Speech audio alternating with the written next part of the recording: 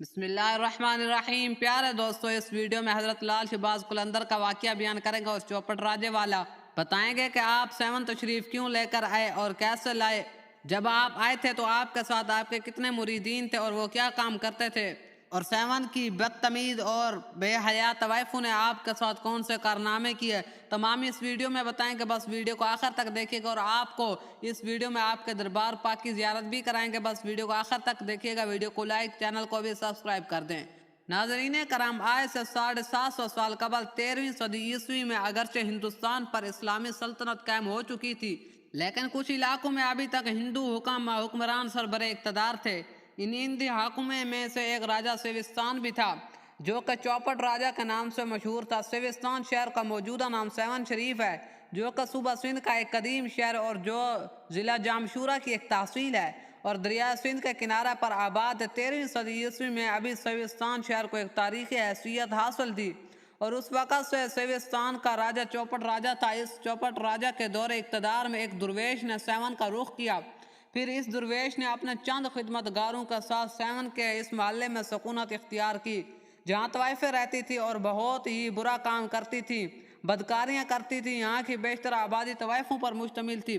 درویشوں کا یہ مختصر ترین سا قافلہ شام کے وقت اس محلے میں داخل اور ایک کھلے میدان میں ان فاقہ مست لوگوں نے اپنے ڈیرے ڈال دیے۔ ان فقیروں نے رات بھر مختلف مکانوں سے ناچنے گانے کی آوازیں، بدکاری کی آوازیں، شراب کے نشے میں بد مست لوگ فجر کی اذان تک شور مچاتے رہے۔ درویش اپنے اوراد وظائف میں مشغول رہا۔ اس طرح رات گزر گئی، پھر صبح ہوئی تو خدمتگار صبح صورتحال جاننے کے لیے اس محلے میں پہنچے۔ اس شہر کے مسلمانوں نے کہا کہ حضرت، اس محلے میں گوشے گوشے میں ہندو آباد تھے، بس دو چار مسلمان نام ہی کے تھے۔ ان درویشوں نے، خدمتگاروں نے جب ان مسلمانوں کے پاس پہنچے تو ان پر یہ صورتحال منکشف ہوئی۔ سیون کے مسلمانوں نے تو نووارد درویشوں سے کہا کہ بابا، آپ یہاں کیسے آ گئے ہیں؟ ہندوؤں کی بستی اور گناہ گاروں سے بھری ہوئی ہے، ان کی بدکاریوں سے، گناہوں سے بھری ہوئی، ناچنے گانے والی عورتیں رہتی ہیں، جن کی سیاہکاریوں، جن کی بدکاریوں نے ہماری زندگیوں کو وبال بنا دیا ہے۔ اگر کسی دوسرے شہر میں ہمارے لیے امان ہوتی تو ہم اس جگہ کو چھوڑ کر وہاں چلے جاتے۔ اور اوباشوں کی نگری ہے یہ، جہاں دن رات آسمان سے لعنت برستی رہتی ہے۔ اللہ تعالیٰ ہی جانتا ہے کہ کب ہمیں اس عذاب مسلسل سے نجات ملے گی۔ درویش حیران اور پریشان واپس لوٹ آئے، اپنے مرشد سے کہنے لگے کہ شیخ، یہاں سے جلد کوچ کر جائیں، یہ بستی ہمارے رہنے کے قابل نہیں ہے۔ خادموں نے تمام صورتحال بیان کر دی اور کہنے لگے کہ ہم لوگ غلطی سے طوائفوں کے ایک محلے میں آ بسے ہیں، جہاں بدکار عورتیں رہتی ہیں، بدکاریاں کرتی ہیں۔ ان کی بات سن کر مرشد نے فرمایا کہ مسلمان ایک چراغ کی مثال ہے، جہاں تاریکی دیکھے وہاں چلا جائے اور اپنے وجود سے ظلمتوں کو دور کر دے۔ بے شک ہم اس وقت فاسقوں اور فاجروں کی بستی میں خیمہ زن ہے، مگر ہمارا قیام عارضی نہیں ہے۔ یہاں درویشوں کا ڈیرا مستقل ہوگا اور اللہ تعالیٰ اپنی قدرت سے اس بستی کی تمام غلاظتیں دور فرما دے گا۔ وہ پاک ذات اور اپنی پاکی کے صدقے زمین کی ساری کثافتیں دور ڈالے گا۔ اور خدمتگار اپنے شیخ کے فرمودات سن کر بظاہر تو مطمئن ہو گئے تھے، مگر ان لوگوں کا دل اس میں تو پوری طور کیفیت اور فضا میں عجیب سی خلش اور بے چینی محسوس کر رہے تھے۔ دن کے اجالے میں اہل محلہ نے اجنبی درویشوں کو بڑی حیرت سے دیکھا۔ لوگ ہنستے گاتے، جھومتے، لڑکھڑاتے اور خدا پرستوں سے ٹھٹھا کرتے ہوئے گزرتے تھے۔ سورج اپنے مستقبل پر گردش کر رہا تھا، یہاں تک کہ پھر شام ہو گئی۔ اندھیرے کی آمد سے پہلے ہی یہاں گھر گھر میں چراغ جل جاتے اور عطر اور پھول بیچنے والی گلی کے موڑ پر کھڑے ہو جاتے تھے، تاکہ خریدار اپنی باطنی تعفن کو چھپانے کے لیے، خوشبو کا برسوں سے یہی کاروبار تھا اور جو کہ جاری و ساری تھا۔ مگر آج کی شام اچانک بازار کا رنگ ہی بدل گیا کہ روز کا معمول تھا کہ سورج ڈوبتے ہی خاموشیاں ہی چھا جاتی، خاموشی کی کلیاں جاگ اٹھتی تھیں، لیکن آج حیرت انگیز طور پر دور دور تک سناٹا پھیلا ہوا تھا۔ عطر اور پھول بیچنے والوں نے دیکھا کہ رقص و موسیقی کی شائقین لوگ اس محلے میں داخل ہوتے تھے اور یکایک گھبرا کر پیچھے کی طرف لوٹ جاتے تھے، اور ان لوگوں کے چہروں پر خوشی اور سرمستی کے آثار ہوتے تھے، مگر جاتے ہوئے وحشت اور سرنگی کے چہروں پر نمایاں ہوتی تھی۔ پھول فروش نے انہیں آوازیں دیتے رہ جاتے، مگر وہ لوگ پلٹ کر بھی نہ دیکھتے اور اس طرح واپس چلے جاتے کہ اب ان کے لیے بازار حسن میں کوئی کشش باقی نہیں رہی تھی۔ جب رات ہوئی تو اس محلے پر سکوت مرگ کا سامان ہونے لگا۔ کہاں کے قبلوں اور گھنگروں اور آوازوں کا وہ شور کے کان بڑی آواز سنائی نہیں دیتی تھی، اور کہاں یہ خاموشی کے اس بستی کے مکین اپنے دلوں کی دھڑکنیں بھی سن سکتے تھے۔ آخر طوائفوں ان بدکار عورتوں کے محافظ صورتحال جاننے کے لیے اپنے گھر سے باہر نکل آئے اور پھول فروشوں سے اس سرد بازاری کا سبب پوچھنے لگے۔ اس گل فروش ایک ہی جواب دیتے: آنے والے گلی تک تو آتے مگر آگے قدم نہیں بڑھاتے، پوچھو تو جواب بھی نہیں دیتے، بس خاموشی سے لوٹ ہی جاتے ہیں۔ تو گل فروشوں کا ناقابل فہم جواب سن کر بازار حسن کے نگہبان گلیوں کے موڑ پر خود ہی کھڑے ہو گئے۔ آنے والے آئے لیکن کچھ کے بغیر ہی چپ چاپ کے واپس چلے گئے۔ نگہبانوں نے واپسی کا سبب پوچھا تو بعض لوگوں نے بس اتنا ہی کہہ دیا کہ اندر جاتے ہوئے ڈر محسوس ہوتا ہے۔ نگہبانوں نے خریداروں کو سمجھانا چاہا، حفاظت کا یقین بھی دلایا، مگر کوئی دلیل کام نہیں آئی۔ باہر کا کوئی شخص بھی گناہوں کے اس بستی میں داخل نہیں ہو سکا۔ وہ رات بازار کے اصولوں کے مطابق بہت سرد گزری۔ کوئی خریدار کوچے حسن تک نہیں پہنچا۔ طوائفیں حیران اور پریشان تھیں اور اپنے محافظوں سے بار بار پوچھتی تھی: آج تک تو ایسا نہیں ہوا، پھر اس بستی کے شائقین پر کیا گزری ہے کہ ان کا آشنا قدم یہ راستہ ہی بھول گئے؟ محافظ کیا جواب دیتے؟ وہ خود صورتحال سمجھنے سے قاصر تھے۔ آخر اندیشوں اور پریشانیوں کے درمیان بازار حسن کی وہ رات گزر گئی۔ درویشوں نے بھی سکون کی سانس لی اور دل جمی کے ساتھ ذکر الہی میں مشغول رہے، مگر انہیں حیرت ضرور تھی کہ یہ شعور اور یہ شور شرابہ اچانک تھم کیسے گیا۔ دوسرے دن بھی بازار حسن کا یہی حال رہا۔ لوگ گلی گلی کے موڑ تک آتے رہے، حالت خوف میں واپس جاتے رہے۔ بازار کے محافظ و نگہبان پوچھتے رہے تو ایک ہی بات کہتے رہے کہ کوئی غیر مرئی قوت ہے جو ہمیں آگے بڑھنے نہیں دیتی۔ اگر ہم اس کے خلاف مزاحمت کریں تو ہم پر شدید قسم کا خوف طاری ہو جاتا ہے۔ پھر اسی عالم میں کئی دن گزر گئے، چراغوں کا ساتھ چولہے بھی بجھ گئے اور سنگین اقتصادی مسئلہ کھڑا ہو گیا۔ بازار حسن کے ایک رکن نے تشویشناک لہجے میں کہا: اگر یہ صورتحال جاری رہی تو فاقہ کشی کی نوبت آ جائے گی۔ دوسرے شخص نے سوال کیا: آخر ہم لوگ اس صورتحال سے کیوں دوچار ہیں؟ یہاں آنے جانے والوں پر کوئی جبر نہیں، کوئی پابندی نہیں، پھر وہ لوگ یہاں کیوں نہیں آتے؟ ان کے پیروں میں کس نے زنجیریں ڈالی ہیں اور انہیں یہاں آنے سے کون روکتا ہے؟ اس طرح کئی لوگوں نے بیک وقت کئی سوال کا بوجھ ڈال دیے۔ بہت غور و فکر کے بعد اس اونچا کوچا کے لوگ اس نتیجے پر پہنچے کہ جب سے یہ گدڑی پوش لوگ یہاں آئے ہیں، یعنی یہ فقیر، تو اس روز سے بازار کے در و دیوار پر سناٹا پھیل گیا ہے۔ اس بستی کے مکینوں کی سمجھ میں شاید یہ بات آ گئی ہے۔ پھر طویل ہی مشورے کے بعد یہ طے پایا کہ ان فرقہ پوشوں سے بات کی جائے۔ نتیجتاً بازار کے چند جہاں دیدہ افراد گزاری پوشوں کے خیمے میں آئے، گدڑی پوشوں کے، اور پہنچے وہاں اور سخت لہجے میں پوچھنے لگے کہ تم لوگ کون ہو اور یہاں کیوں آئے ہو؟ گدڑی پوش درویش نے بے نیازانہ انداز میں کہا کہ ہم اللہ کے بندے ہیں اور اللہ تعالیٰ کی زمین پر یہ مقیم ہیں۔ بازار حسن کے محافظ نے پھر تحکم آمیز لہجے میں کہا کہ یہ ہمارے دیوتاؤں کی زمین ہے، تم لوگ اپنے ڈیرے یہاں سے اٹھاؤ اور اسی وقت کہیں اور چلے جاؤ۔ گدڑی پوش فقیر نے جواب دیا: ہم اپنے مرشد کے حکم کے پابند ہیں، وہ کہیں گے ہم چلے جائیں گے، فرمائیں گے تو ہم لوگ بغیر کسی تاخیر کے یہاں سے چلے جائیں گے۔ بازار کے محافظ نے پھر ذرا سخت لہجے میں پوچھا کہ تمہارا شیخ کون ہے؟ تو گدڑی پوش خادم نے خیمے کی طرف اشارہ کیا۔ بازار حسن کے نگہبان شیخ کے خیمے میں داخل ہوئے۔ ان کے چہروں پر غصے کے آثار نمایاں تھے، مگر جب وہ بدکار لوگ شیخ کے روبرو پہنچے تو ان کے جسموں پر لرزہ طاری ہو گیا اور وہ اپنی قوت گویائی کھو بیٹھے۔ شیخ نے ان سے پوچھا کہ تم لوگ یہاں کیوں آئے ہو؟ بستی میں کے مکین مسلمان گدڑی پوشوں کو اپنے محلے سے نکالنے آئے تھے، مگر جب شیخ نے ان کی آمد کا مقصد دریافت کیا تو اپنی زبان سے ایک حرف بھی نہیں نکال سکے، یہاں تک کہ بند زبانوں کانپتے قدموں سے واپس چلے گئے۔ پھر یہ طے پایا کہ طوائفیں خود گدڑی پوش شیخ کی خدمت میں حاضر ہوں اور ان سے عاجزانہ لہجے میں درخواست کی جائے۔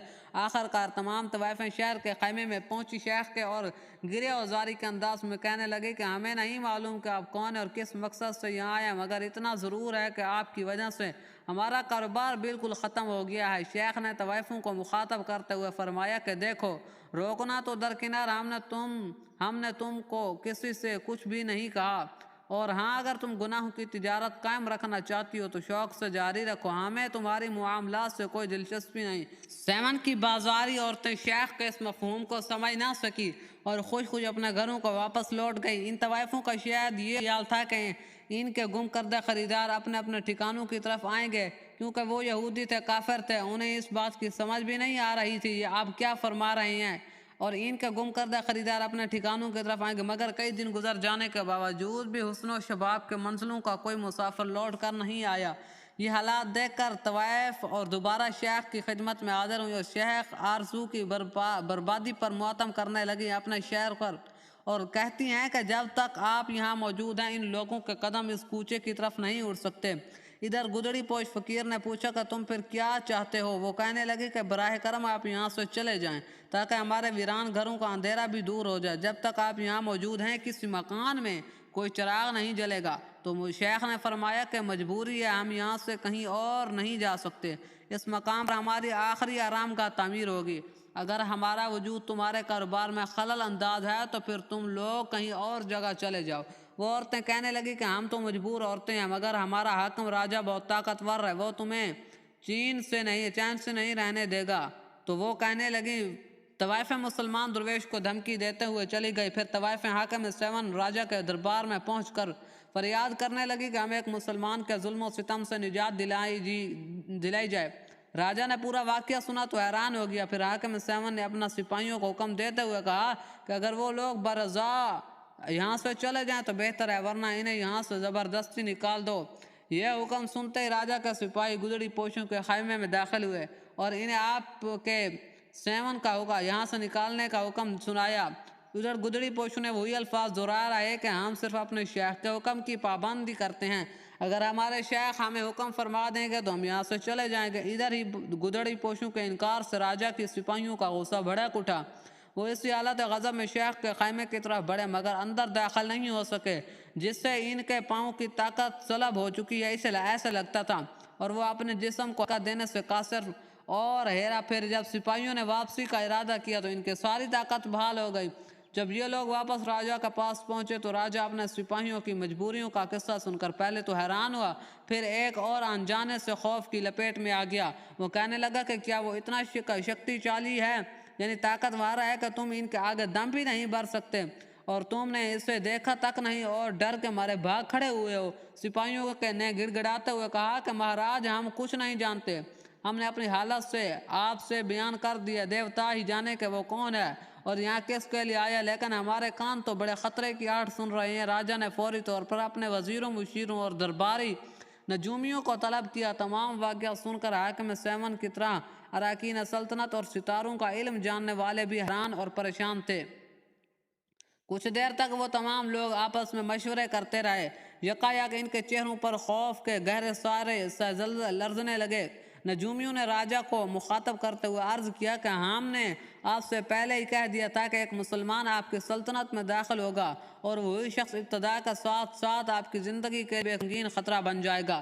حاکم 7 یہ سن کر گھبرایا اور پوچھا کہ کیا تم یہ کہنا چاہتے ہو کہ یہ وہی شخص ہے؟ نجومیوں نے بیک زبان کہا، ہاں ہمارا علم تو یہی کہتا ہے، پھر کیا کیا جائے؟ راجہ نجومیوں کی بات سن کر وحشت رضا انداز میں آ گیا۔ ایک نجومی نے حاکم 7 کو مشورہ دیتے ہوئے کہا کہ مہاراج آپ کو چاہیے کہ وہ مسلمان فقیر کی خدمت میں قیمتی نذرانے پیش کرے اور یہاں سے چلے جانے کی درخواست کریں۔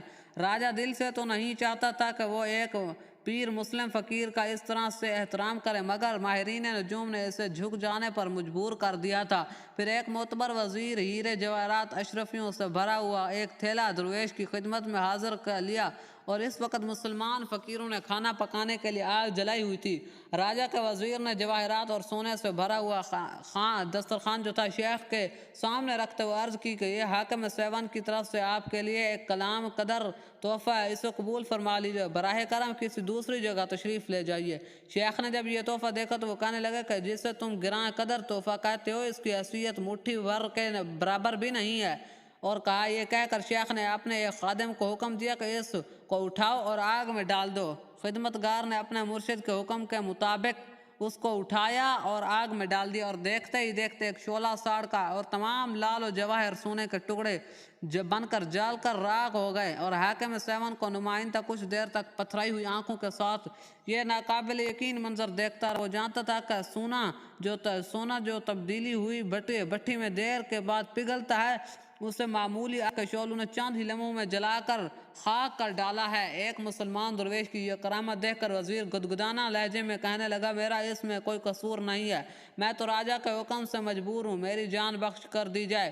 پھر جب وزیر کانپتے ہوئے قدموں کے ساتھ واپس جانے لگا تو شیخ نے نہایت ہی پرجلال لہجے میں فرمایا کہ آپ نے راجہ سے کہہ دینا کہ ہم یہاں سے واپس لوٹنے کے لیے نہیں آئے، بفضل خدا اسی بستی میں تا دیر رہیں گے اور اسی کے حکم سے اس جگہ ہماری قبر تعمیر ہو جائے گی اللہ تعالیٰ کے حکم سے۔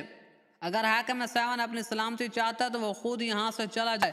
وزیر دوبارہ حاکم 7 کی خدمت میں پہنچا اور اس نے لال و جواہر کے راگ جانے کا پورا واقعہ سنا دیا۔ اب واقعہ سننے کے دیر تھی کہ مہاراج وہ ایک انتہائی طاقتور سپاہی ہے اور بہتر ہے کہ اس کی بات مان لی جائے۔ وزیر کی گفتگو سن کر مہاراجہ غضبناک ہو گیا اور کہنے لگا کہ تو بزدل ہے کہ ایک معمولی سی بات سے ڈر گیا، میں نے اس سے بھی بڑی شعبدہ بازیاں دیکھی ہیں، میری سلطنت میں ایسے کامل جادوگر ہیں جو مسلمان سنیاسی کے طلسم کو پارا کر دیں گے۔ ماہرین نجوم نے راجہ کو بہت سمجھایا کہ وہ ضد سے کام نہ لے، مگر حاکم 7 کے دماغ پر اقتدار کا نشہ طاری رہا، اس لیے اس نے اپنے کان بند کر لیے اور ایک ہی بات کو بار بار دہراتا رہا کہ وہ اپنے دل کی حسرتیں نکال لے، میں ہر نقصان برداشت کرنے کے لیے تیار ہوں۔ حاکم 7 کی ضد دیکھ کر وزیر اور مشیر تو خاموش ہو گئے۔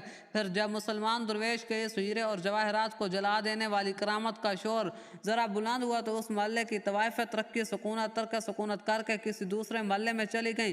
طوائفوں کی رخصت ہوتے ہی شیخ نے اپنے خدمتگاروں کو حکم دیا کہ ان طوائفوں کے مکانوں کو اٹھا دو اور زمین کو ہموار کر دو۔ خدام اپنے پیر و مرشد کا حکم پر فوراً ہی عمل پیرا ہوئے اور ان لوگوں نے طوائفوں کے مکانوں کو مسمار کرنا شروع کر دیا۔ ابھی تھوڑی ہی دیر گزری تھی کہ پورے شہر میں خبر عام ہو گئی کہ ابھی ایک مکان میں پوری طرح منہدم نہیں ہوا تھا کہ چند لوگ افراد گھوڑوں پر نمودار ہوئے، پھر تو ایک توانا شخص وہ غصے سے بھرا ہوا نیچے اترا اور انتہائی غضبناک لہجے میں درویشوں کو مخاطب کر کے بولا کہ تم لوگ کس کے حکم سے مکانوں کو ڈھا رہے ہو؟ درویشوں نے جواب دیا کہ ہم اپنے مرشد کی اجازت سے افراد کی طاقت سے مرعوب ہوئے بغیر قیدی آپ کے وہ اپنے شیخ کے حکم پر عمل کر رہے ہیں، یعنی اپنے محترم شیخ کے حکم پر عمل کر رہے ہیں۔ تو اس شخص نے قہر آلود لہجے میں پوچھا کہ تمہارا شیخ کون ہے؟ اور خدمتگار اس سوال کا جواب دینے ہی والے تھے کہ شیخ اپنے خیمے کے دروازے پر جلوہ افروز ہوئے۔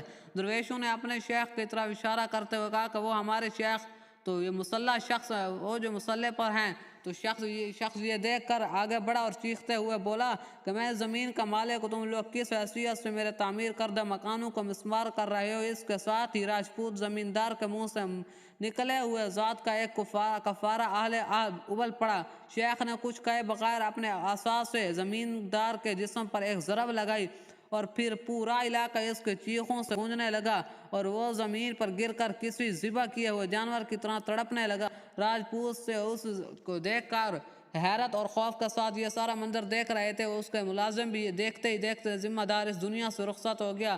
اس کے ملازمین پر اس قدر دہشت طاری ہوئی کہ وہ درویشوں کو روکنے کی بجائے وہاں سے فرار ہو کر راجہ کے پاس پہنچے اور سارا واقعہ اس سے بیان کر دیا۔ مہاراج، اگر مسلمان سنیاسی کو نہ روکا جائے تو پورے 7 میں پہنچا لائے گا۔ راجہ نے اس وقت سپاہیوں کا ایک دستہ روانہ کیا اور یہ حکم دیا کہ ایک معزز شہری کے قتل کے جرم میں مسلمان سنیاسی کو گرفتار کر کے ہمارے سامنے پیش کیا جائے۔ بعض روایتوں میں یہ بھی درج ہے کہ خود حاکم 7 سپاہیوں کو لے کر درویشوں کے پاس پہنچے اور نہایت تحقیر آمیز لہجے میں بولا کہ راجپوت زمیندار کے قتل کا حساب کون دے گا؟ راجہ کے خیال تھا کہ مسلمان سنیاسی اس کا جاہ و جلال دے کر خوف زدہ ہو جائے گا، مگر حاکم 7 کچھ گمان کیے بغیر اس وقت دور ہوگا اور جب درویش نے اس کی حکمرانی سے مرعوب ہونے سے انکار کر دیا، درویش نے راجہ سے پوچھا کہ تم کون ہو اور کس کے قتل کے بارے میں پوچھ رہے ہو؟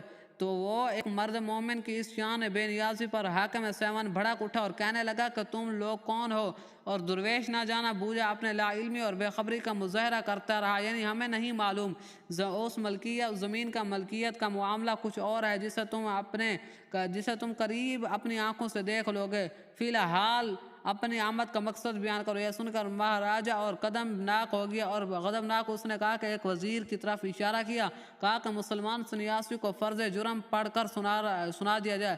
راجہ کا وزیر مملکت درویش سے مخاطب ہوا اور کہنے لگا کہ تمہارا پہلا جرم تو یہ ہے کہ تم اجازت کے بغیر اس محلے میں خیمہ زن ہوئے، ان ناچنے والی عورتوں کو بے دخل کیا جو ایک طویل عرصے سے یہاں مقیم تھیں، پھر ان کے مکانوں کا مسمار کرنا شروع کر دیا۔ راجپوت ذمہ دار کی ملکیت تھی اور آخر میں جب زمین کا مالک ان زیادتیوں کے خلاف احتجاج کرنے لگا تو اسے بھی قتل کر ڈالا۔